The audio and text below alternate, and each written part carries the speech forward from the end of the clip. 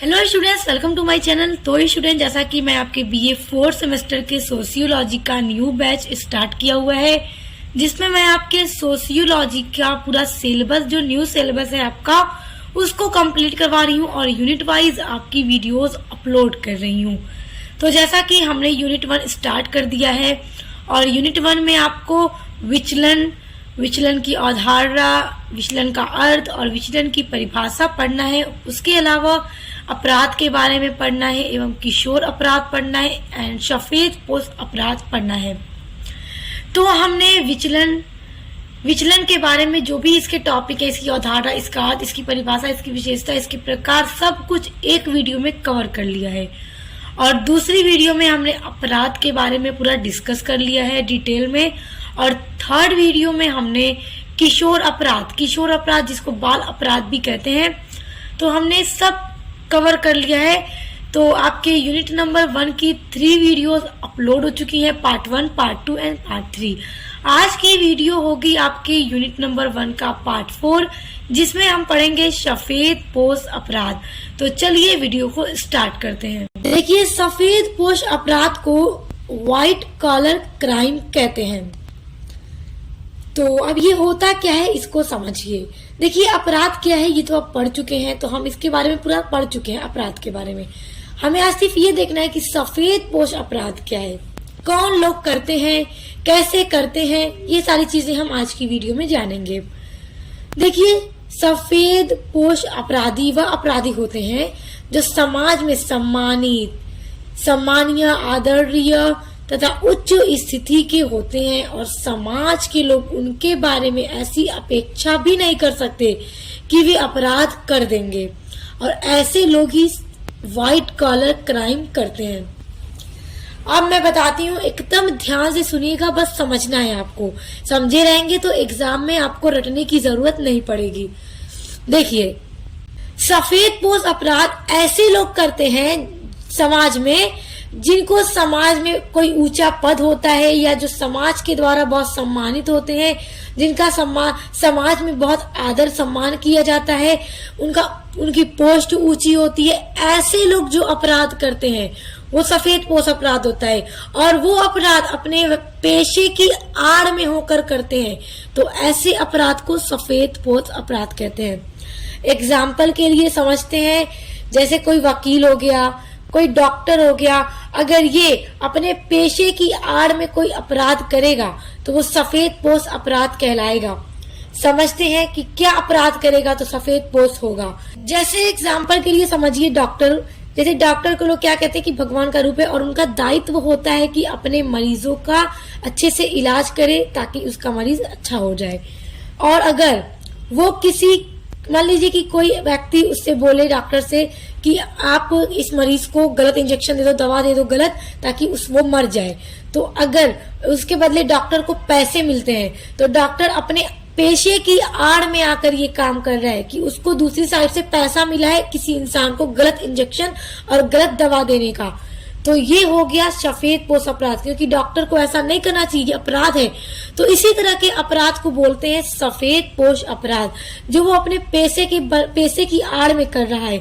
अब मान लीजिए कि डॉक्टर ही किसी को मार दे, ऐसे ही बस किसी भी बात को लेकर, वो बस अपराध होगा, वो सफेद पोश अपराध नहीं होगा। जब वो अपने पैसे की आड़ में आकर पैसे की लालच में कोई कार्य ऐसा करेगा जिससे किसी मरीज का नुकसान हो जाए या मर जाए गलत इंजेक्शन से, वो हो जाएगा सफेद पोश अपराध। तो आई होप अब आप सफेद पोश अपराध समझ गए होंगे। अब देखिए, श्वेत वसन अपराध। सफेद पोश अपराध को श्वेत वसन अपराध भी कहते हैं। तो देखिए, श्वेत वसन अपराध सामाजिक, राजनीतिक व आर्थिक क्षेत्रों में उच्च पदों पर आसीन लोग ही करते हैं, क्योंकि डॉक्टर हो, कोई ऑफिसर हो या कोई वकील हो, ये सारे लोग अपने ऊंचे पद पर होकर अपने पेशे की आड़ में गलत काम कर रहे हैं, अपराध कर रहे हैं, तो वो क्या है, वो सफेद पोश अपराध है। और जो लोग जो अपने लाभ के लिए कानून तोड़ते हैं, क्योंकि उनको साइड से पैसा मिल रहा है, वो रिश्वत ले रहे हैं, गलत काम कर रहे हैं। अब जैसे कि मान लीजिए कि कोई अधिकारी है, उससे कोई कहे कि मेरा ये टेंडर है, पास करा दो, उसके बदले वो अधिकारी को पैसे मिल रहे हैं, तो वो मतलब उसको पास करा देगा। तो इससे क्या है कि वो क्राइम कर रहा है, एक ऐसा क्राइम जो अपने पेशे की आड़ में आकर वो कर रहा है। और वो लोग इतने सिस्टमैटिक तरीके से इस अपराध को करते हैं कि वो एक तो वो ऊंचे पद पर है, वो शिक्षित है, समाज के शिक्षित लोग ही इस तरह का अपराध करते हैं, क्योंकि वो शिक्षित है, पढ़े लिखे हैं, हाई पोस्ट पे है, और वो इतने सिस्टमैटिक ढंग से इस तरह का अपराध करते हैं कि मतलब उनको कोई पकड़ नहीं पाता, वो कानून की पकड़ में ही नहीं आ पाते। और अक्सर उनके बड़े बड़े लोगों से, राजनीतिक क्षेत्र में बड़े बड़े लोगों से उनका टच भी होता है, मतलब वो जुड़े होते हैं।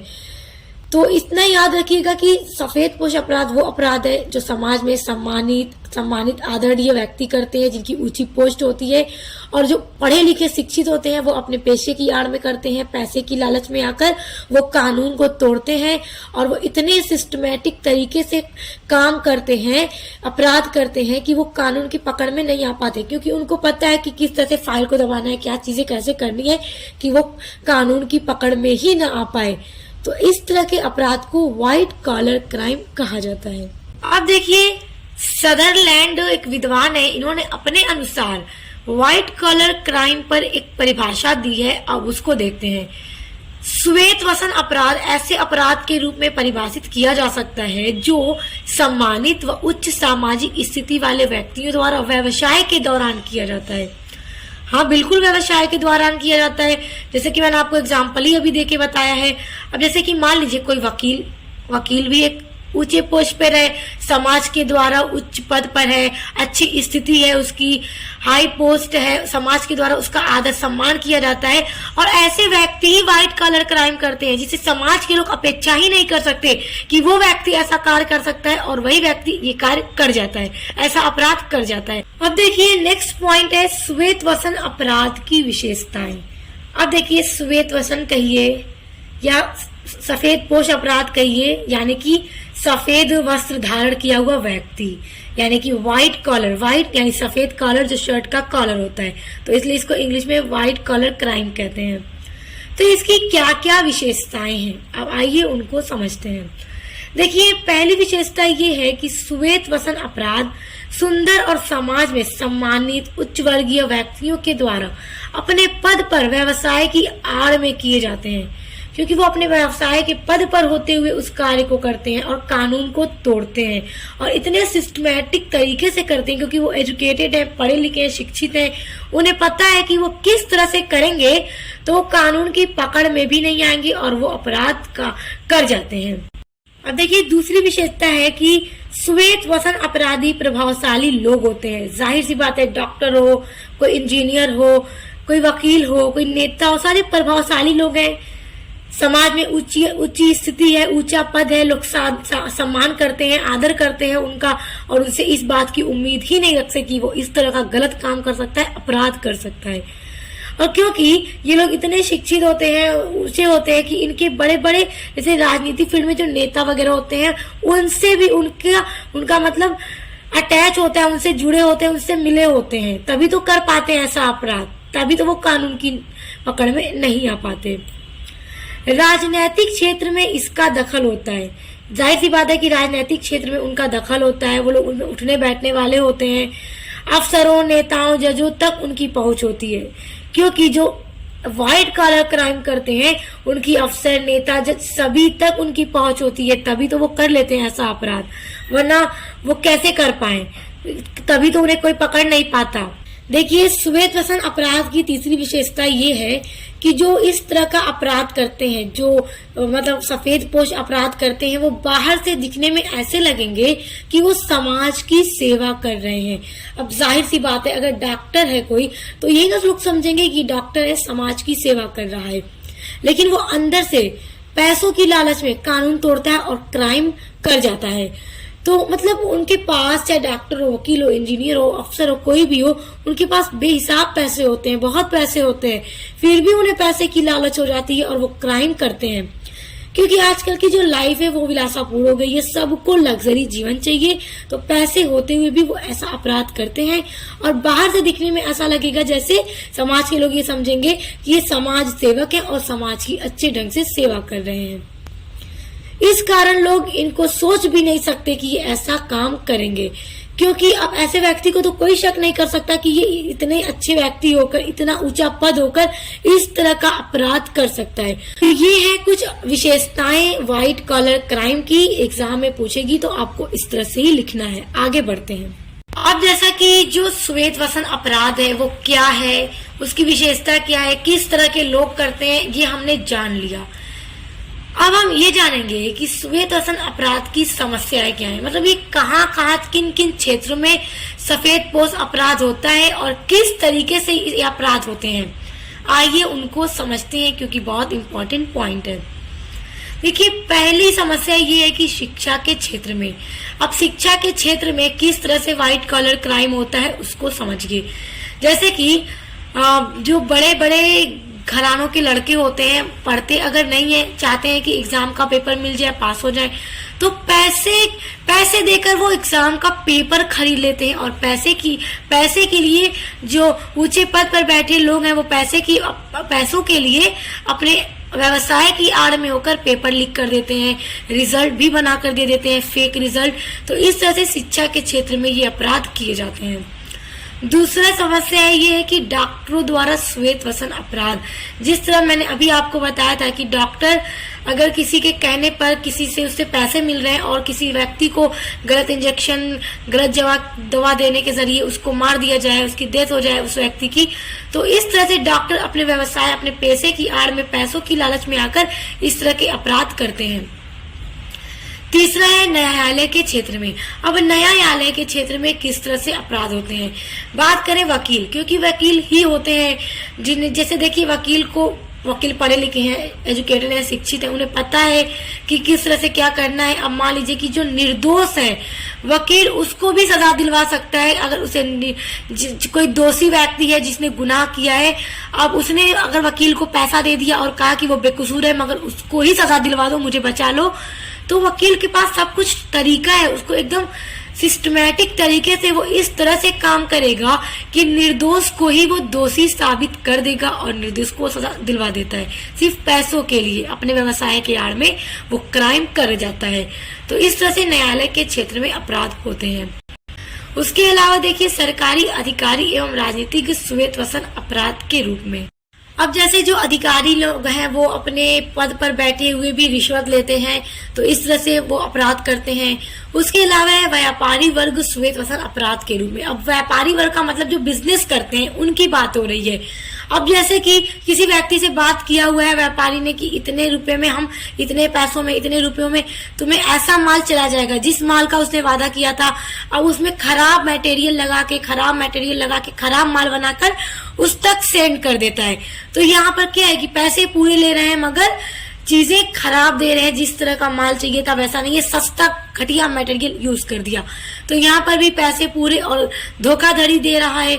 तो इस तरह से भी व्यापारी क्षेत्र में भी अपराध किए जाते हैं। अब देखिए, श्वेत वसन अपराध जो हो रहा है उसको किस तरह से रोका जा सकता है कि जो लोग इतने ऊंचे पद पर हैं समाज में वो अपराध न करें, कि क्या उसके सुझाव किए जा सकते हैं। तो बड़े इंपॉर्टेंट पॉइंट है, आइए समझते हैं। पहला पॉइंट है गुप्तचर विभाग की स्थापना करना। जैसे कि एक ऐसा विभाग बनाना चाहिए जो सीक्रेट हो, सीक्रेट डिपार्टमेंट हो, जहां पर ऐसे बड़े बड़े ऊंचे पद पर बैठे हुए लोगों की जैसे कि उनकी जांच हो सके, मतलब सीक्रेट तरीके से उन पर नजर रखा जा सके कि वो क्राइम तो नहीं कर रहे हैं अपने पैसे की आड़ में आकर। तो इस तरह से एक ऐसे विभाग की स्थापना की जानी चाहिए ताकि इस तरह के श्वेतपोश अपराध को रोका जा सके। दूसरा रोकने का उपाय ये है कि अधिकारियों एवं राजनीतिज्ञों की संपत्ति की जांच करना चाहिए। अब जो बड़े बड़े अधिकारी हैं, जो राजनीति में रहते हैं, नेता हैं, अब जैसे वो घूस लेते हैं, रिश्वत लेते हैं, जिससे उनकी संपत्ति दिन ब दिन बढ़ती जाती है, तो सरकार को चाहिए कि वो एक ऐसी व्यवस्था बनाए कि अधिकारियों और राजनीति में रहने वाले लोगों की, जो बड़े बड़े अधिकारी हैं या फिर डॉक्टर, जो भी इस तरह के लोग हैं, उनकी संपत्ति की हर वक्त जांच की जानी चाहिए कि आज अगर संपत्ति इनकी इतनी थी तो जांच हो कि कैसे संपत्ति इतनी जल्दी जल्दी बढ़ती चली जा रही है, तो पता लगाए कि आखिर कहाँ से इतने पैसे आ रहे हैं। तीसरा है न्याय व्यवस्था में सुधार। न्याय व्यवस्था में सुधार का मतलब ये कि जिस तरह से अगर कोई व्यक्ति अपराध करता है तो उसके लिए कठोर दंड का प्रावधान है कानून के द्वारा। तो इस तरह के व्यक्ति जो ऊंचे पद पर है, समाज के द्वारा सम्मानित है, आदरणीय है, तो उनके लिए भी कठोर दंड की व्यवस्था की जानी चाहिए ताकि अच्छे से न्याय हो सके, ताकि इस अपराध को, सफेदपोश अपराध को रोका जा सके। चौथा है सार्वजनिक शिकायत विभाग। अब जैसे इसको हम समझते हैं एक उदाहरण के द्वारा, जैसे एक इंजीनियर है, उसको ठेका दे दिया गया एक पुल बनाने का ठेका दे दिया गया, तो उसमें जाहिर सी बात है कि उसको दिया जाता है कमीशन, क्योंकि उसको जिम्मेदारी दी गई तो उसको कमीशन मिलता है। लेकिन वो उसमें से ज्यादा पैसे खा जाता है और कम पैसों में, अगर मान लीजिए 1 करोड़ का ठेका मिला, वो 50 लाख गायब कर ले और 50 लाख में ही वो खराब मटेरियल लगा के, सीमेंट बालू जो भी है, खराब पुल बनवा दे। तो अब जब बात अब होगी, जब मीटिंग होगी, तो ये होगा कि हमने अच्छे से पुल बना दिया, सारा काम बढ़िया से हो गया। तो नहीं, उसमें सार्वजनिक लोग, यानी उस जिस स्थान पर ये कार्य किया जा रहा था, उस गांव के लोग, उस शहर जो जहाँ के भी लोग हों, उनको भी उस विभाग में बैठने की आज्ञा होनी चाहिए, ताकि वो भी अपनी शिकायत को पेश कर सकें कि किस तरह से उनके यहाँ काम हुआ है, सही से हुआ है कि नहीं हुआ है। क्योंकि अधिकारी लोग या फिर जो भी इंजीनियर लोग हैं, वो तो जाकर यही कहेंगे हमने बढ़िया से सारा काम करा दिया, बस हो गया। तो मतलब आसपास के लोग भी उसमें बैठे ताकि वो अपनी शिकायत को दर्ज करा सकें। 5वां है कि भ्रष्टाचार के विरुद्ध कठोर दंड होना चाहिए। जो समाज में बड़े ऊंचे पद पर बैठकर भ्रष्टाचार कर रहे हैं, रिश्वत ले रहे हैं, अपराध कर रहे हैं, तो उसके लिए उनके खिलाफ भी कठोर दंड का प्रावधान किया जाना चाहिए, ताकि श्वेत अपराध को, सफेदपोश अपराध को रोका जा सके। तो ये कुछ सुझाव हैं जिनसे व्हाइट कॉलर क्राइम को रोका जा सकता है। तो आज की वीडियो में हमने जाना श्वेतपोश अपराध, उसकी विशेषताएं, उसकी होने की समस्या और उस पर किस तरह से सुझाव करके उसको रोका जा सकता है। एंड आई होप कि आपको बहुत अच्छे से समझ में आ गया होगा। स्टूडेंट्स, यहाँ पर आपका यूनिट नंबर 1 पूरा कंप्लीट हो गया। आपके यूनिट नंबर 1 पर पूरी 4 वीडियोस अपलोड हो गई हैं। तो अगर आपने पहले की वीडियोस नहीं पढ़ी हैं तो मैं डिस्क्रिप्शन बॉक्स में आपको लिंक दे दूंगी, पढ़ लीजिएगा, क्योंकि वो भी आपके लिए बहुत इंपॉर्टेंट है। एग्जाम में कहीं से भी क्वेश्चन पूछे जा सकते हैं। अब नेक्स्ट वीडियो में हम स्टार्ट करेंगे आपका यूनिट नंबर 2 और ठीक इसी तरह से आपकी यूनिट वाइज वीडियोस आती रहेंगी। तो चैनल को सब्सक्राइब कर लीजिए एंड बेल आइकन को प्रेस कर लीजिए, ताकि आने वाले वीडियोस के नोटिफिकेशन आपको मिलते रहे। तो अब मिलते हैं नेक्स्ट वीडियो के